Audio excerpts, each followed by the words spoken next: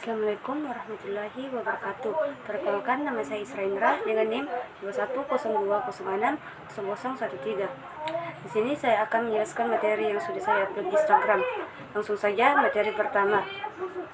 Perencanaan pendidikan. Apa itu perencanaan? Perencanaan adalah menyusun langkah-langkah yang akan dilaksanakan untuk mencapai tujuan yang telah ditentukan. Kedua, pengertian perencanaan. Pengertian perencanaan pendidikan, di mana perencanaan pendidikan adalah kegiatan yang berkaitan dengan usaha merumuskan program pendidikan yang ada di dalamnya, membuat segala sesuatu yang akan dilaksanakan penentuan tujuan pendidikan, kebijakan dalam pendidikan, area yang akan ditempuh dalam kegiatan pendidikan, prosedur dan metode yang akan diikuti dalam usaha pencapaian tujuan pendidikan. Ketiga, unsur-unsur perencanaan. Penggunaan analisis yang bersifat rasional dan sistematis. 1. Proses pembangunan dan pengembangan pendidikan, prinsip, aktivitas, dan efisiensi. Kedua, kebutuhan dan tujuan peserta didik dan masyarakat. Selanjutnya, prinsip perencanaan pendidikan. 1. Prinsip interdisipliner. Kedua, prinsip fleksibel. Dan ketiga, prinsip aktivitas efisiensi. Dan prinsip perkembangan perubahan. Materi kedua yaitu sejarah perencanaan pendidikan. 1. Konsep dasar perencanaan pendidikan telah dikenal sejak bangsa Sparta, yaitu sejak 25 abad yang lalu. Sistem pendidikan tersebut ditunjukkan untuk membentuk manusia setara di bidang militer, sosial, dan ekonomi. Pada abad ke-18 ditemukan tulisan yang berkenaan dengan perencanaan pendidikan yang berjudul Perencanaan Universitas di Rusia karya Diderot. Selanjutnya pada abad ke-19 sudah terdapat beberapa perencanaan pembangunan sekolah dan perencanaan pendidikan guru. Kedua, pada Perang Dunia Pertama, pada Perang Dunia I tahun 1923, Rusia dalam rencana membangun 5 tahun 1 merupakan negara pertama yang menerapkan konsep perencanaan pendidikan. Kemudian diikuti Prancis pada tahun 1929, Afrika sekitar pada tahun 1933, Swiss pada tahun 1941, dan Puerto pada tahun 1942. Ketiga, pada Perang Dunia Kedua, di mana pada Perang Dunia Kedua muncullah pergolakan yang mengakibatkan sumber daya makin mahal dan langka, yang mengakibatkan negara Eropa memandang bahwa perencanaan pendidikan itu penting mengingat keterbatasan sumber daya. Sejak itu Inggris pada tahun 1944 melakukan wajib belajar di 1406 daerah, dan para pejabat daerahnya diminta untuk menyiapkan perencanaan pendidikan. Materi ketiga yaitu fungsi perencanaan pendidikan. 1.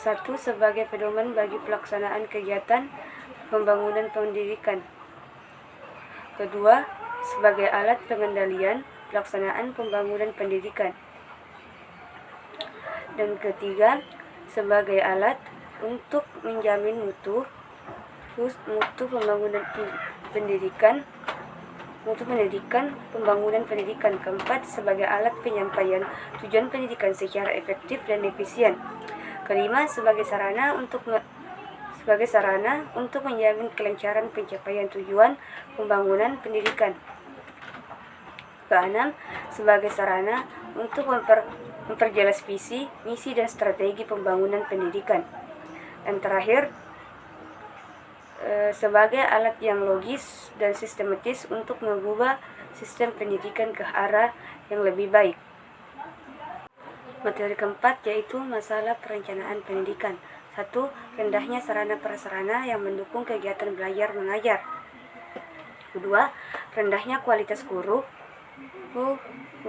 Ketiga, rendahnya kesejahteraan guru. Keempat, rendahnya prestasi siswa. Kelima, rendahnya kesempatan pemerataan pendidikan. 6. Rendahnya relevansi pendidikan dengan dengan kebutuhan.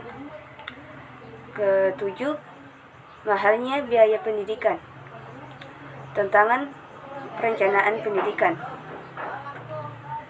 1. Perubahan kurikulum yang begitu cepat. Kedua, tuntunan penggunaan teknologi tinggi dalam pendidik. Ketiga, kesulitan untuk memperketatkan ilmu dalam kegiatan sehari-hari. 4. Perhatian terhadap perlindungan HAM. 5. Masa ada upaya mencari peruntungan melalui pendidikan. 6. Fasilitas, sarana, dan prasarana pendukung pendidikan yang terbatas. Ketujuh, institusi pendidikan yang harus melindungi peserta didik dari informasi negatif. Teori kelima yaitu teori-teori perencanaan pendidikan. 1. Teori sinopatik merupakan satu kesatuan yang terdiri dari beberapa komponen dalam mencapai tujuan yang sama, yang disebut visi, serta dengan tindakan yang sama untuk mencapai tujuan. Teori sinepis menggunakan pendekatan sistem dalam melaksanakannya. Pada teori ini bertujuan menjadi bagian atas komponen dengan menggunakan analisis model sistem. Kedua yaitu teori transaktif. Teori transaktif dalam menekankan bahwa didasarkan pada penekanan harkat manusia sebagai pribadi serta menjunjung tinggi kepentingan pribadi. Menurut teori ini, perencanaan pendidikan dilakukan dalam pertemuan individu dalam suatu lembaga pendidikan untuk saling mengkomunikasikan ide masing-masing. Ketiga, teori instrumental, di mana menekankan kepada kemampuan lembaga dan performa Pancasila yang ada dalam suatu lembaga pendidikan untuk merencanakan pendidikan, dan menurut teori di dalam perencanaan pendidikan akan harus dilaksanakan yang hati-hati. Teori advokatis. Menurut teori advokasi, setiap lembaga pendidikan memiliki persamaan antara yang dengan yang lainnya dengan mengabaikan perbedaan yang ada dalam lingkungan maupun daerah dalam merencanakan pendidikan. Perencanaan tidak melihat data konkret, akan tetapi akan menekankan pada asumsi atas dasar yang rasional, logis, dan bernilai. Keempat, teori sitar merupakan gabungan dari teori radikal, advokasi, transportif, dan sinotif, dan instrumental. Dengan menggabungkan teori tersebut diharapkan saling melengkapi kekurangan masing-masing teori dan menghasilkan sinergi teori yang dapat dijadikan sebagai rujukan dalam menyusun suatu perencanaan pendidikan, memelihara kekurangan dan kelemahan masing-masing teori. Materi keenam yaitu prinsip ikhlas. Proses pendidikan merupakan sebuah proses pembelajaran yang melibatkan pendidik dan peserta didik secara amanah dan berlangsung karena seorang pendidik adalah penanggung jawab dan pemegang amanah peserta didik. Peserta didik harus ikhlas menjalankan haknya. Kedua yaitu prinsip kreatif dan inovatif. Sebuah proses pendidikan harus menghadirkan seorang pendidik yang kreatif dan inovatif agar proses pembelajaran dapat berjalan menyenangkan dan tidak membosankan. Oleh karena itu, dituntut kesungguhan dalam menjalankan tugas sebagai seorang pendidik.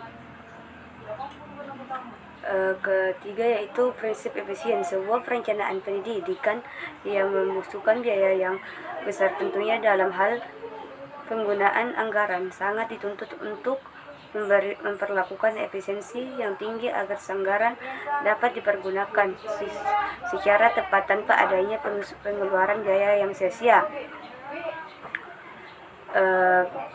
Prinsip berkelanjutan atau continue, di mana proses pendidikan membutuhkan waktu yang panjang. Oleh karenanya prinsip berkelanjutan atau berkesinambungan adalah sangat dibutuhkan prinsip pertanggungjawaban dan menyeluruh dunia dan akhirat, secara pribadi dan perkelompokan dunia.